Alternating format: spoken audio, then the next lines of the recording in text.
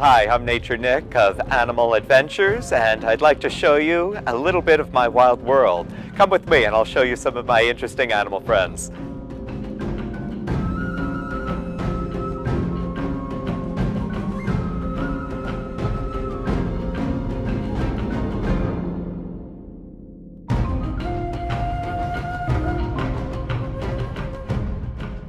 Here with me is my friend Barbie, and Barbie is what we call an African Barbary Falcon. These birds come from Morocco.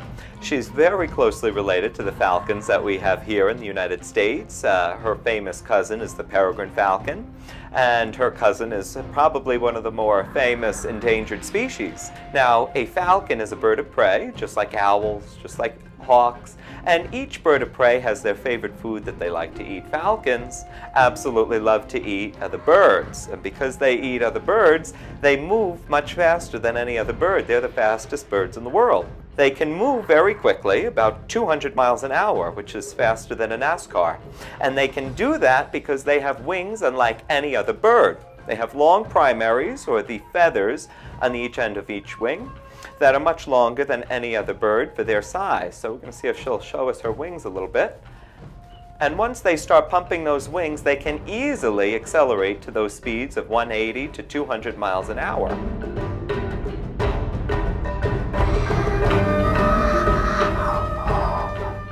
This is my friend Lady Juanita, and Juanita is what we call a blue-fronted Amazon parrot. And these birds come from Brazil, most notably the Amazon rainforest basin. And this is really what we think of when we think of the word parrot, a little green bird with a square-shaped tail and a hook-shaped beak. And like any other parrot, she can actually talk. Let's see if we can get her to say hello for us. Say hello. There we go. Now, parrots speak a little bit differently than we do. For a parrot to speak, they actually mix together squawks and whistles until it sounds like human speech. But they don't use their tongue, they don't use their lips, they don't even have saliva the way we do. And those are all three things that human beings rely on to create language. So it's very amazing that parrots can do that without any lips, tongue, or saliva.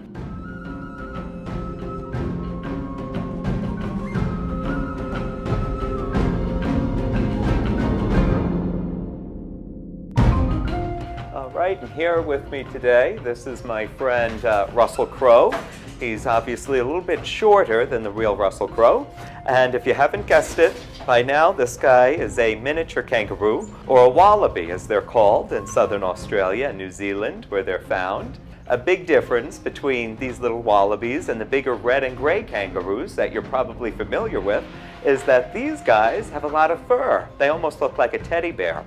That's because they live in the colder part of Australia, New Zealand, and they actually do get a little bit of snow in those climates. This guy is another very popular animal that we have here at Animal Adventures. Hi, this is Tinkerbell, and Tinkerbell is one of the most popular animals that we have at Animal Adventures. She's a 3-year-old fennec fox. She is full grown at a whopping 2 pounds. She will not get any bigger than this. She has very big ears, larger than any other fox. These ears help her to stay cool in the deserts of the Sahara Desert where they're found. All of the hot air inside of her body leaves her body through those big ears, and that's called dissipation. That's just one thing that you'll learn about Tinkerbell during our shows. Another very interesting thing that you'll find about Tinkerbell is this coloring that she has on her coat. Most foxes, especially here in the United States, we're famous for having the red foxes. She has this tan-colored coat to help her blend in to the desert. And that, of course, is one of the most common forms of camouflage that she will use to either avoid predators or to help her sneak up on her prey. She is a carnivore, so she absolutely loves to eat crickets and different types of rodents that she'll find moving around in the sand in the desert.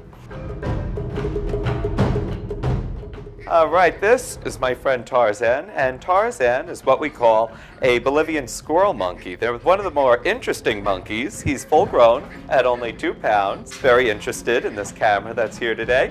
They're the only monkeys that have furry ears and a black mask on their mouth. They're also the only monkeys that have the largest brain in proportion to the rest of their body. Also, the only monkeys that lack a prehensile tail. Most monkeys have that tail that they'll use to help them hang upside down. Instead, this guy will use his tail to help him steer. And that's the only function of that tail. Now, monkeys are a very interesting animal. They do see in color. And this guy does watch TV. He absolutely loves to watch Dora the Explorer. That is Tarzan, a 10-year-old Bolivian squirrel monkey. This is my friend Ka, and Ka is actually a 5-year-old ball python. An interesting thing about these guys is that he's full grown. He won't get any larger than this. When we think of pythons, we usually think about those big 10-foot long monsters that are slithering around the Everglades. But there are some pythons that rarely grow to be longer than 2 or 3 feet long. Another neat thing that's unique to the ball python is that these guys won't bite. Now, you may wonder why my friend Ka here isn't rolling into a ball, and that's because we handle him every day, so he knows not to be afraid when people are handling him. He's one of the friendliest animals that we have here at Animal Adventures. This is my friend Scarlet, and she is what we call a red-footed tortoise. And these guys are one of the few types of tortoises that are found in the rainforest. We usually associate tortoises with being a desert animal that live in a very dry, arid environment, but these guys absolutely love living in a big, humid jungle. Now, all turtles and tortoises are famous for having this big, hard shell, and they can't come out of that shell. That is because this shell is part of their skeleton. It's part of their bones. We can't take our bones out and dance around. Turtles and tortoises can't do that either. Now, Scarlet is about 10 years old. She could live to be 80 to 100 years old. She has some cousins in the Galapagos Islands that could live to be 200 years old. No problem at all.